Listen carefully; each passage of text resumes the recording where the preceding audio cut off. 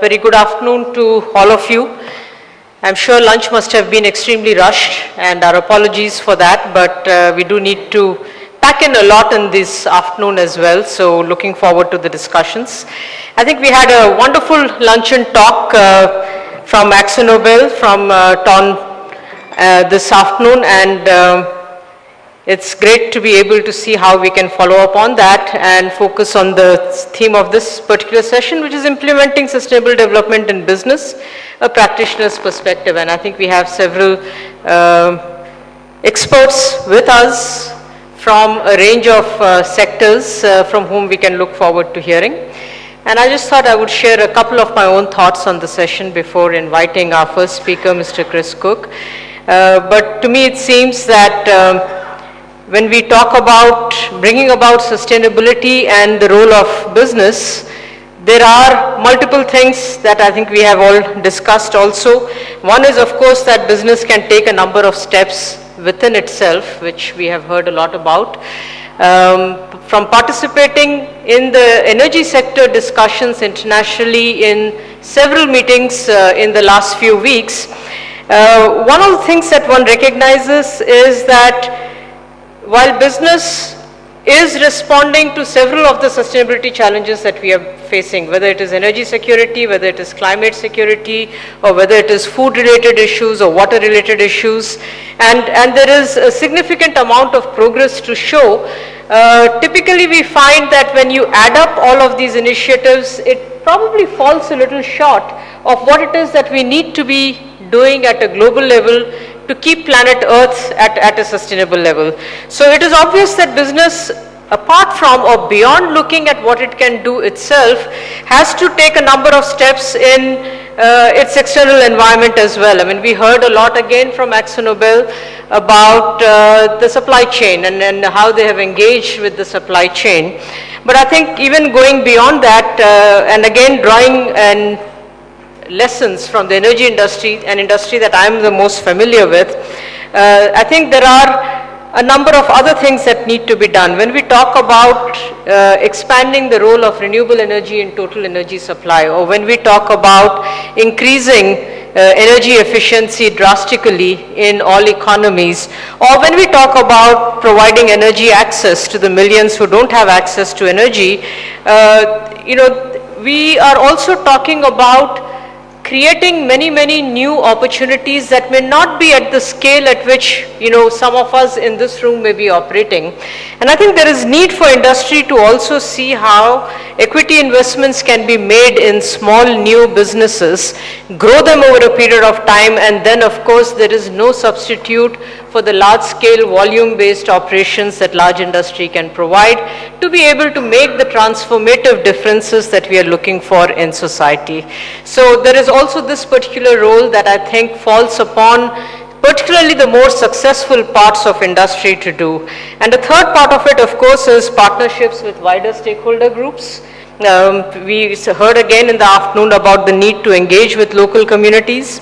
And I think this engagement with the wider stakeholder groups has to be done with a view of engaging these stakeholders with the vision of the company, but also in response to what was mentioned in the inaugural session this morning when we heard Tom Baker talk about Action 2020. He spoke about responding to planetary and societal pressures.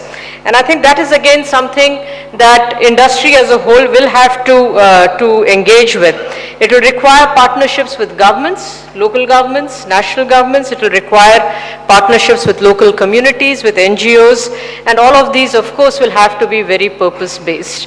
So in a sense, I think what we will require from the new or the relatively new in some companies, chief sustainability officers would also mean that we need much more risk-taking, we need much more adventure, we need many more experiments, we need the development of new business models, all of which together are going to move us in the path of sustainability.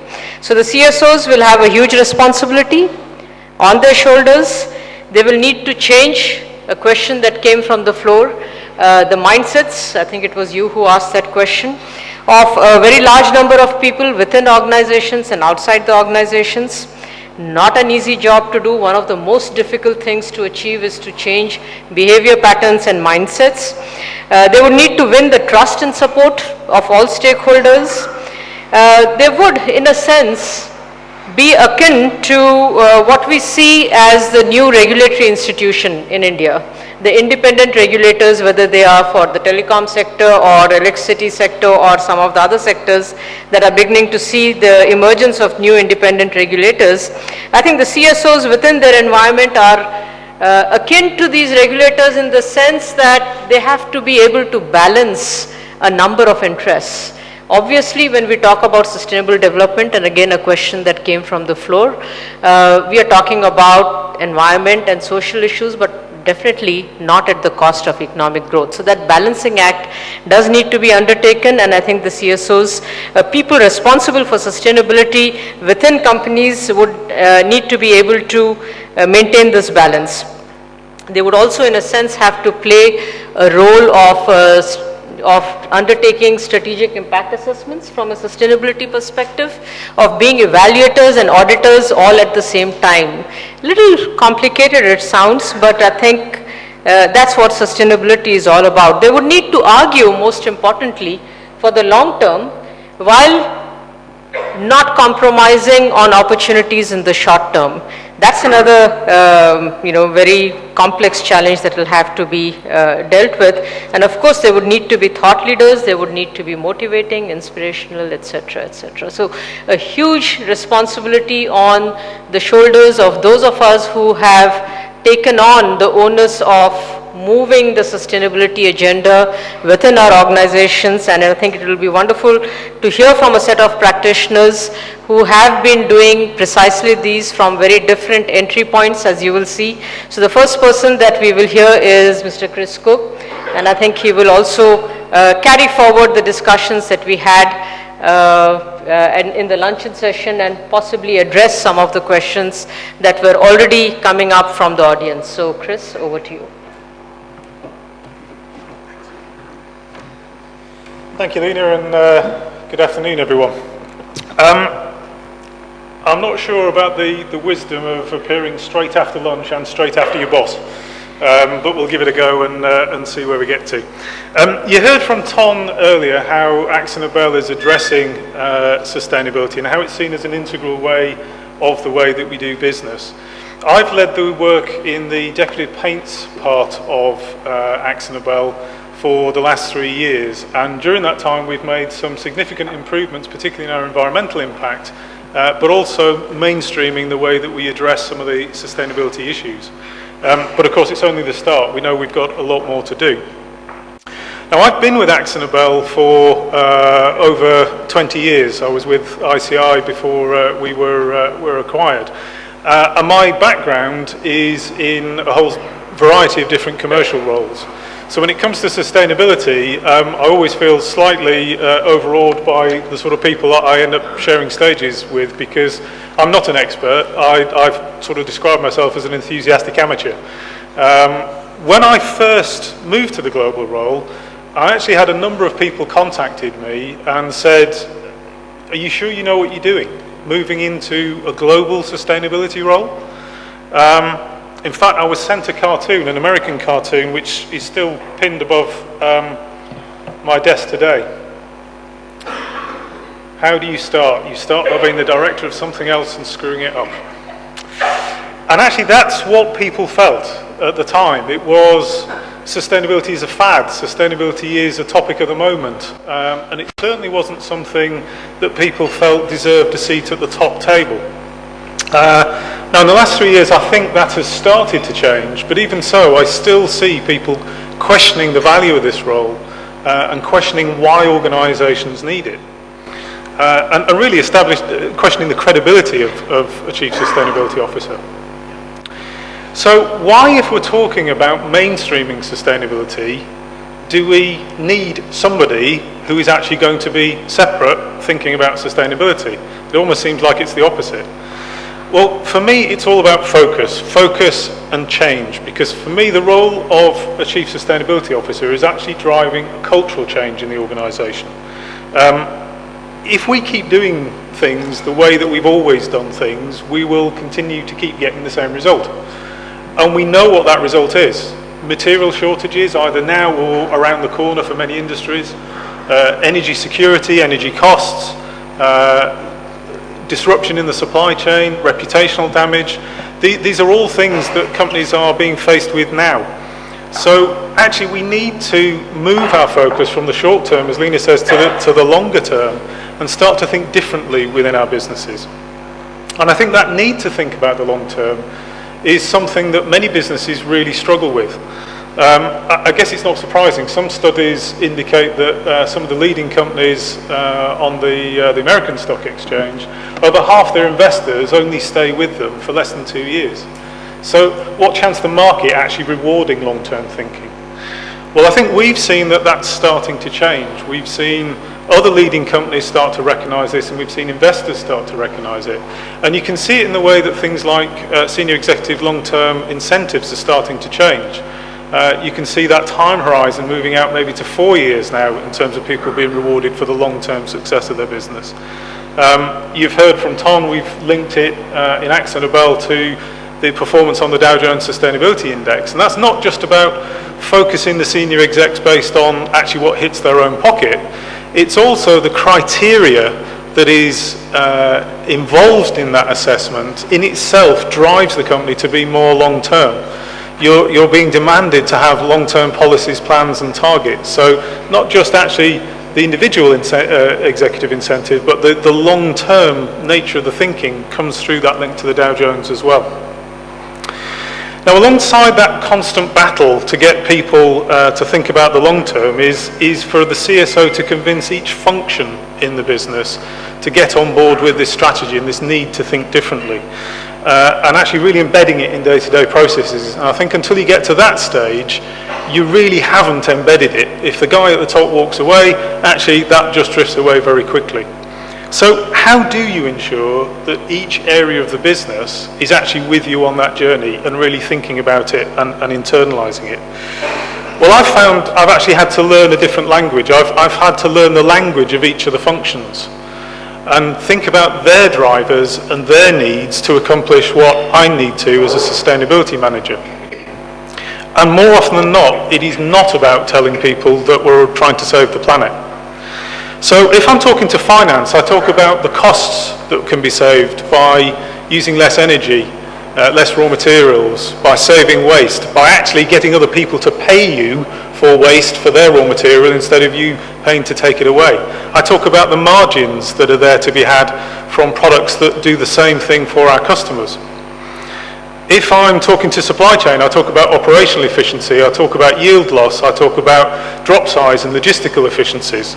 Marketing and sales, I talk about specifiers who want a green story for their building so that they can actually get higher rents for their commercial property. I talk about the benefits that will come from the products. So for instance, paint that doesn't yellow as quickly, paint that's quicker drying, that doesn't have any odour. Great user benefits, they just happen to be the benefits of moving from solvent-borne to waterborne technology and doing away with VOCs. So really finding that match between the customer perspective, the end user perspective, the marketing perspective and the sustainability perspective.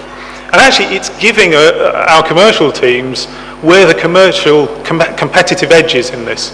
It's giving them a reason to talk to their customers about something other than price. And those teams are happy to talk anything other than price because that's how you continue to drive value in the business.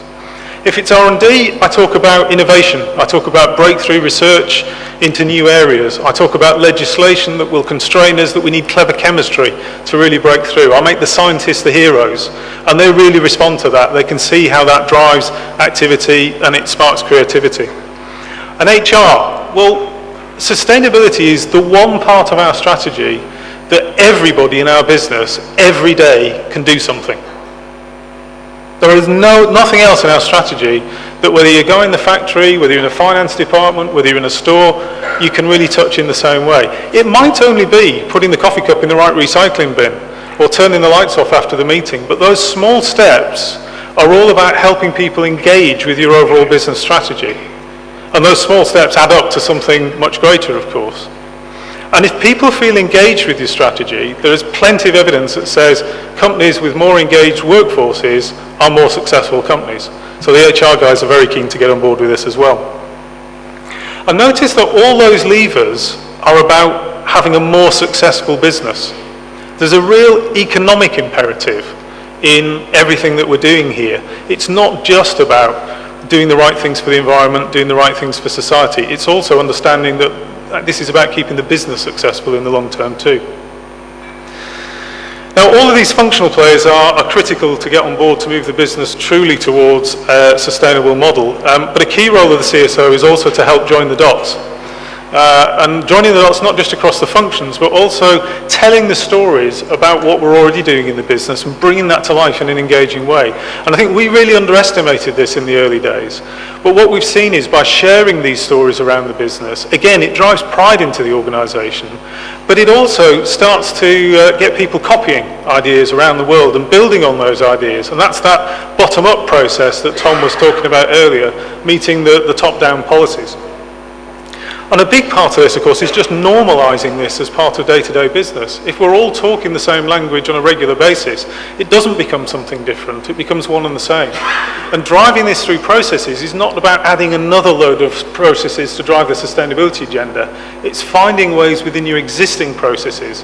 So for us, an innovation project just has an extra checklist to make sure we're thinking about the sustainability aspects. An investment case has an extra chapter on the environmental impacts. The supplier assessment has an extra set of questions that we include. All a little bit of extra work, but all within existing processes to drive that forward. And as Tom said earlier as well, we've moved this to a different level with our senior teams, measuring and monitoring the sustainability performance alongside the financial performance in the existing management reviews. Again, not a separate process, ingrained within what we're already doing. Joining the dots is also about identifying partners, because I think we also realise we can't do this on our own. We heard earlier that the vast majority of our footprint is outside of our own factories. So this could be suppliers, distributors, end users, and even that tricky area, competitors. Because actually sometimes there are things that you as a company on your own just simply can't change. And you need to work together across an industry to make those changes. And I think a key challenge for CSOs going forward is actually going to be working out what are those pre-competitive issues and what are the post-competitive issues that need to be addressed. That's quite tricky, but that's where organisations like TERI can really help. They've got a lot of experience of moving industries forward. I won't try and pretend it's all plain sailing though. I always joke with my team that frustration is an occupational hazard of the sustainability professionals lot. I think a CSO that isn't frustrated, frankly, isn't pushing hard enough. Whether that's to cut deeper, to go faster, to invest more, it is part of the territory. And if there are any chief execs thinking about appointing a CSO, recognise that is actually part of what you're trying to get from that role. You want them to push you hard, but recognise it can actually be quite frustrating for those guys. So I think CSO is a critical role for change in the business. I don't think it's a role that will be required forever. But those businesses that first embrace the need for that change and provide that focus are, I think, the ones that will really prosper into the future. I started with a cartoon and I'll leave you with a cartoon. This one is also above my desk. This one, some of you might have seen before, but this is for the more frustrating days, if you're starting to wonder why we're actually doing it. Thank you.